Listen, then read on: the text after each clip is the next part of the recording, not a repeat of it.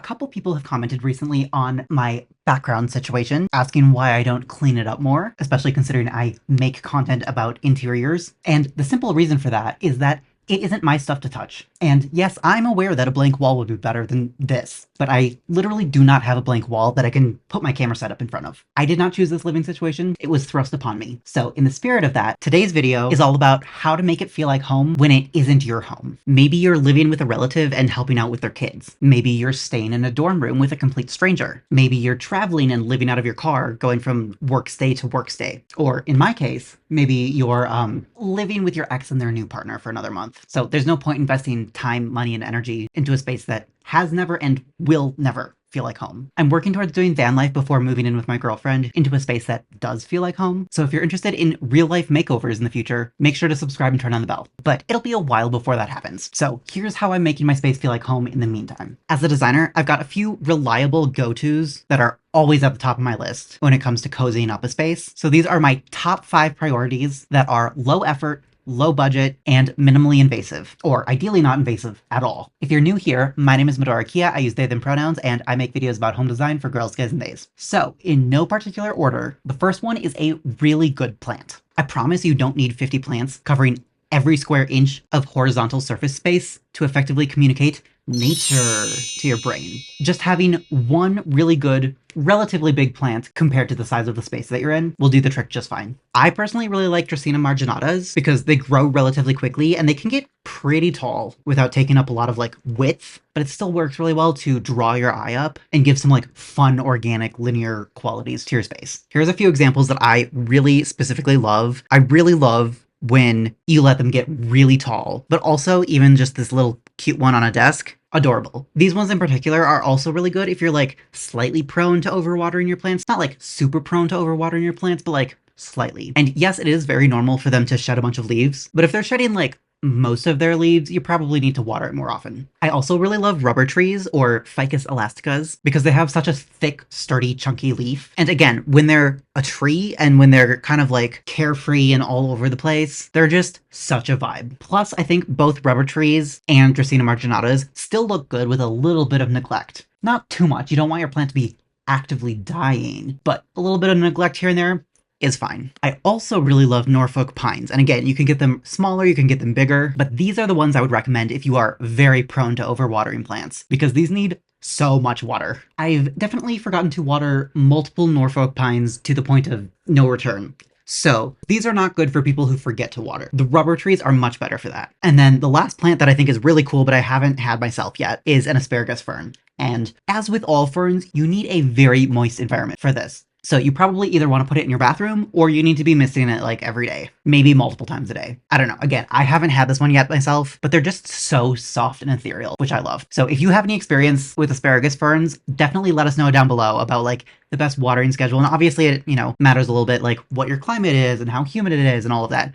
These will definitely do better with more humidity, more water, stuff like that. And then if you don't have to worry about pets or kids and you're also not moving very frequently, I would definitely look into a large cactus, a large tall cactus, something like these, because they'll definitely be good if you don't want to water them very frequently, but they would definitely be a pain to move, quite literally in some cases. The second thing on my list is books, or whatever your favorite form of physical media is, or just generally, more broadly speaking, things that are old, things that are antique, things that are vintage. Books can definitely be a pain in the ass to move, especially when you have 8 boxes of them, which is why mine are in my storage unit. They're heavy, they take up a ton of space, and they're a lot of effort to organize on a bookshelf. So I don't recommend having a ton of books, but if you've got a favorite book that you like to reread every once in a while, or a sentimental book Book that you got from one of your favorite high school teachers before they moved to Germany and you felt like you were being abandoned because everything is so dramatic when you're 15, and so you hold on to this book as a reminder of the care they showed for you. Or maybe you spent way too much money on a coffee table book that makes you absurdly happy when you look at it. These are the types of books that are good to keep with you and have out in display. Or if you don't have any books or you don't like books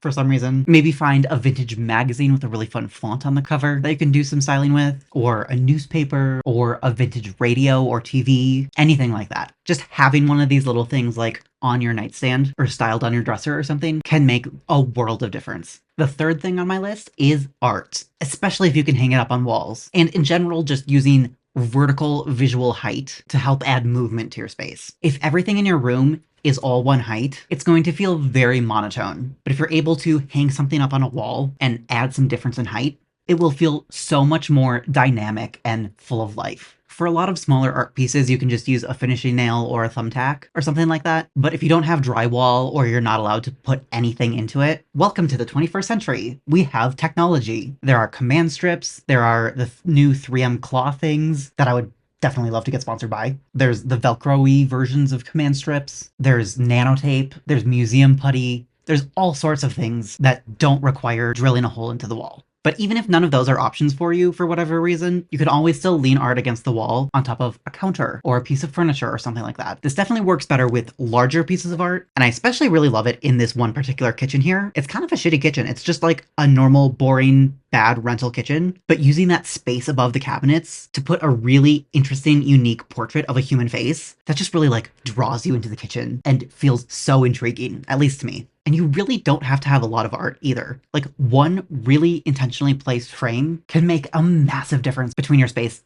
actually feeling like a home. And if you like really can't attach art to the wall for whatever reason, maybe you can go out and find a really tall bookcase and then put art either just leaning up in the bookcase or figure out a way to attach it to the bookcase. Number 4 is a little bit more broad and open to interpretation, but it's anything that feels grounding to you, whether that's a stone box or a thick rug or a sturdy table, or more generally anything that's well built. It can feel really dysregulating to constantly be moving in and out of spaces that don't feel like home to you or that you can't make feel like home. Trust me, I've been doing it for the past 12 years. So having a few specific things that are inherently grounding, that automatically signify home to you, will really help regulate your nervous system. I'm just realizing, looking through all of my pictures, that all of these examples are using natural materials, right? Like wood, stone, wool, leather, wrought iron, stuff like that. It's all very tactile and tangible in a way that you just don't get with particle board furniture. So definitely be on the lookout for natural materials. Number 5 is lighting. Lighting is always critical in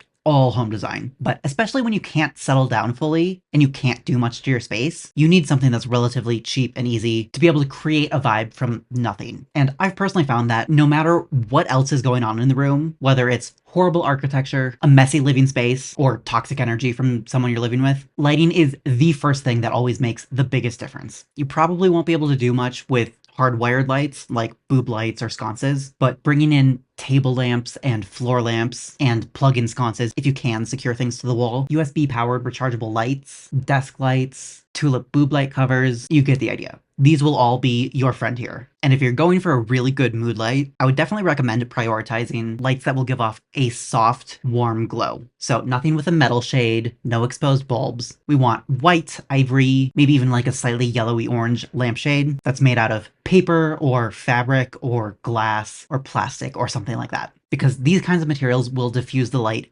so nicely. And that is what creates a vibe. Obviously, you can add in other types of lights on top of that, like a metal desk lamp or fairy lights or whatever. Yes, I know, I just suggested fairy lights. Sue me. But the main takeaway here is that soft, glowy lights will be your best friend. There was a time when I was living with someone who wasn't particularly safe, and the two things that made the biggest difference in the world were having a door that I could close to a space that was mine and having really good mood lighting. Obviously, I can't claim that mood lighting will fix all of your problems, for like legal reasons or whatever, but it sure does help. This is probably going to sound contradictory, but with all of these tips, use them as an opportunity to bring in new materials that don't exist in your space to add contrast and visual interest. And also bringing the same materials that do already exist in your space, or just complementary materials, to make the existing furnishings that you probably didn't pick feel much more intentional. As a bonus tip, I know it's not always possible, but if you can, communicate with whoever owns the space you're living in to be really clear about what types of things are and aren't allowed. Maybe push pins are okay, but screws aren't. Maybe painting is okay, but only in a light neutral color. If they're a family member or a friend or just a really chill landlord or someone you're otherwise on good terms with, and if they already know that you're kind of design oriented, you might want to put together a little mood board and show them what you would do with the space with your budget, if you have their permission. Sometimes people have a hard time seeing your vision, so if you tell them you want to paint the walls blue, they might think you're a little delusional. But if you show them some of these inspiration pictures, that might open up their mind a little bit. Worst case scenario is they say no, and you're exactly where you started. At the end of the day, although everything I just listed absolutely makes a space feel like home, nothing will help more than learning what makes you feel present and in the moment and gathering up the courage to claim the space you're inhabiting as your own without stepping on the toes of whoever owns the space. Obviously. Ultimately, if you know the space you're living right now isn't your true home, there's no amount of plants, art, or lamps that will convince you otherwise. I am hereby giving you permission, encouragement, and a gentle kick in the butt to get down into the nitty gritty, do a life audit, and stop lying to yourself about what home means to you. If you enjoyed this video and you want to see more like it, make sure to like, comment, and subscribe to tell the algorithm to show you more of my videos. If you want to help keep a roof over my head or get live group calls that will be starting in a month or two, head over to patreon.com/medorakia. And if you want to work with me one-on-one, go to medorakia.com. Bye. We're just gonna ignore this giant zit on my face. I have a lot of big changes coming soon, both personal and professional. So I will be sharing those shortly.